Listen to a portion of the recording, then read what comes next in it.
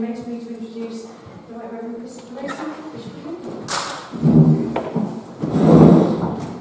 Well, good morning, everybody. This takes me back to just under 4 years ago, when I was unveiled to a shocked public as the 72nd Bishop of Lincoln in a hall rather like this in Grimsby, in New Clean.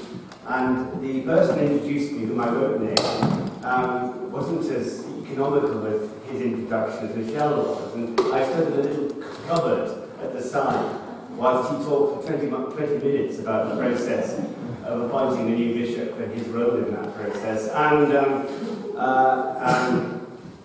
I got more and more nervous as the time got on until I was able to come out and speak. So I'm grateful to Michelle for that generous but brief introduction.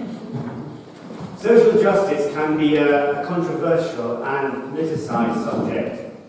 It affects, in different ways, each one of us, because it demands the distribution fairly of wealth, opportunity and privilege throughout our society. Even though most of us live in comfortable Britain, we are painfully aware that some people, for a wide variety of reasons, live on the margins of society, and there's a great deal of injustice within our communities.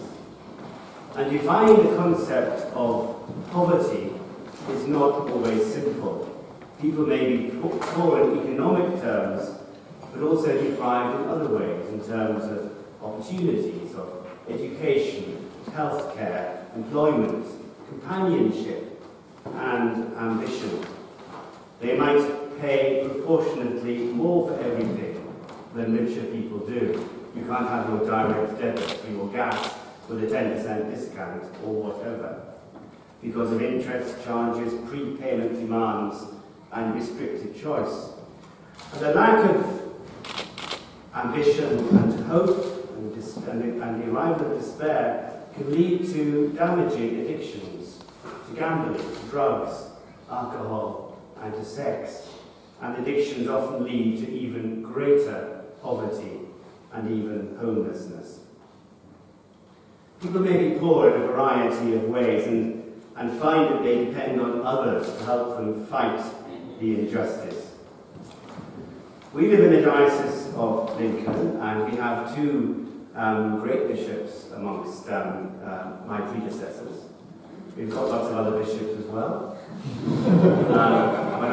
One of the things I did when I came was to look at all the portraits of bishops that were around, because I went to a different house and I had to decide which ones went on the wall. And I found Cardinal Wolsey in the loft. Yours he will fall, he'll be put away. So I've got Cardinal Wolsey out, and he's on the wall to encourage me that not all our bishops of Lincoln were saints. There were people like me who actually were bishops of Lincoln. But two of our outstanding bishops were St. Hugh of Lincoln and Edward King, both of whom were greatly loved by the poor. In the case of St. Hugh, at a time when the feudal system was a fixed place for everyone, and that was the norm. There was no social mobility at the time of St. Hugh. And not only was St. Hugh loved by the people, but he was also, because of his stand for justice, he was respected by those who held high power in the land. Significantly, 2 kings and 1 prince, respectively of England, Scotland and Wales, attended his funeral, and King John himself carried his coffin for part of the funeral cortege. Edward King also is an interesting example. When I was a curate, which was a long time ago, back in the last millennium in South London, I used to take Holy Communion to a lady who had been a servant girl in Lincolnshire. Then she'd moved to Richmond and Surrey to be a servant. And the highlight of her life was that she had been confirmed by the saintly and godly Edward King. So as a new curate who knew everything, prophets knew nothing, I said to her, shall we use the latest service for Holy Communion at home? She said, well, Bishop King made me promise that I would memorise the Collect, Epistle and Gospel for every week from the Book of Common Prayer. Can we use that? So we started with the Book of Common Prayer. In our generation, we also are challenged to have a bias towards the poor. Pope Francis, remembering his patron saint namesake, Francis of Assisi, wants us to be the church of the poor. And the Archbishop of Canterbury has brought to national attention the need to reform payday lending, and with his colleague, the Cardinal Archbishop of Westminster, to end sexual trafficking across Europe and other parts of the world. And he wants to work, Justin Welby, for a world in which food banks would not be necessary, because people would have enough to live a fulfilled life. So I'm delighted to be allowed today to launch the Bishop of Lincoln Social Justice Fund of £1 million. When I began my ministry in the Diocese of Lincoln, one of the first things I did was to visit all the different parts of Greater Lincolnshire, including coming here to meet clergy and retired clergy in this very room, to meet local people and particularly the clergy, and to get a sense of what the local challenges were and what the Diocese of Lincoln as a corporate body could do to improve the lives of everyone.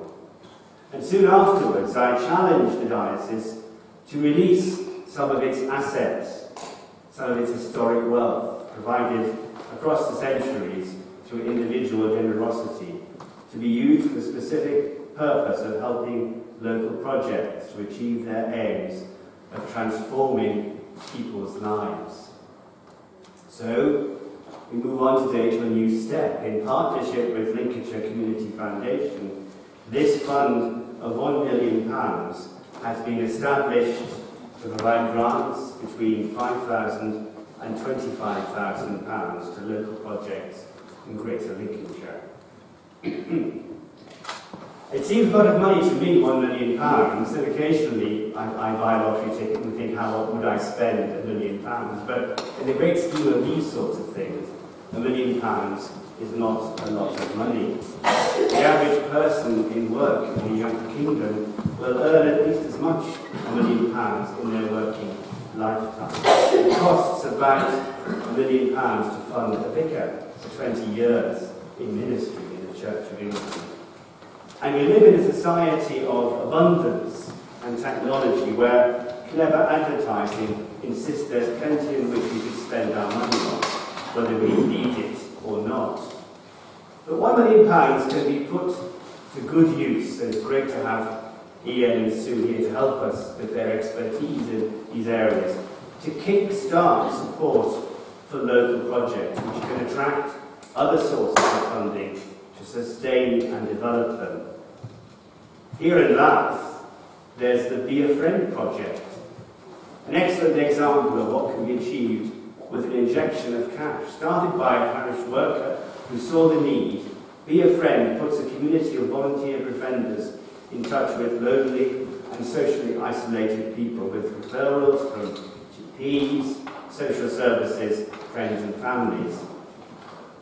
Without this kind of work, the quality of people's lives would be very much the poorer, and its success has meant that it's shortened to become an independent charity. This is an excellent example of what the Church can do out of a sense of Christian discipleship. To be rewarded not by money, but by knowing that hard work, freely given, can transform the lives of other people less fortunate ourselves. And I've been talking to the chaps from the Israel group that I met, from the Shed Project, who are providing a unit for men to do things that they do in sheds. It's not as seedy as it sounds. I think it's a sort of unit where 20 people, up to 20 people could go, have companionship, could work together, could make things, and not be socially isolated, and make a really helpful contribution to the wider community. I'm looking forward to, hopefully that might be something this fund, if necessary, could support. But it's a product of the work of the Trinity Centre. We're a wealthy nation. We hear a lot of language about cuts, but we are a very wealthy nation. We're one of the top 6 or 7 wealthiest nations in the world. We should be doing better to support and enhance the lives of the most needy in our society.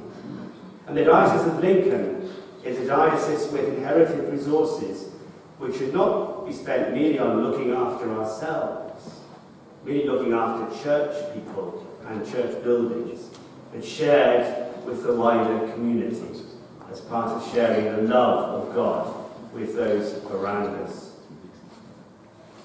We do recognise, however, that the church can't do this work by itself, and that partnerships are really important. As Bishop of Lincoln, a large part of my ministry is about fostering excellent relationships with other church denominations, with secular and public bodies, to work together to serve the people of the historic county of Lincolnshire in a holistic way, body, mind and spirit. So the Bishop of Lincoln's Social Justice Fund is available both to church groups and to secular groups that are willing to work with the local parish church to the sole end of improving people's lives through sustainable and professional projects.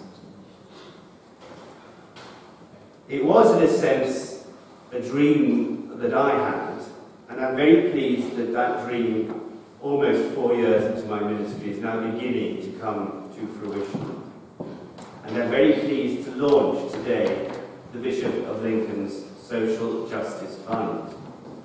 And I look forward to seeing people's lives getting a little better to the work and the opportunities this fund will provide.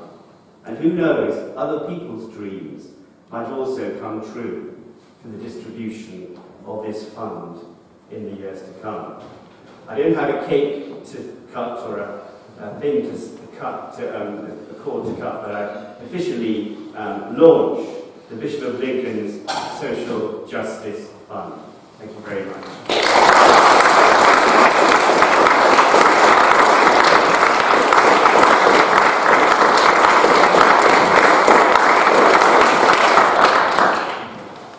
Thank you very much, Bishop Christopher. So do we have any questions that they would like to ask Bishop Christopher about social justice in Lincolnshire?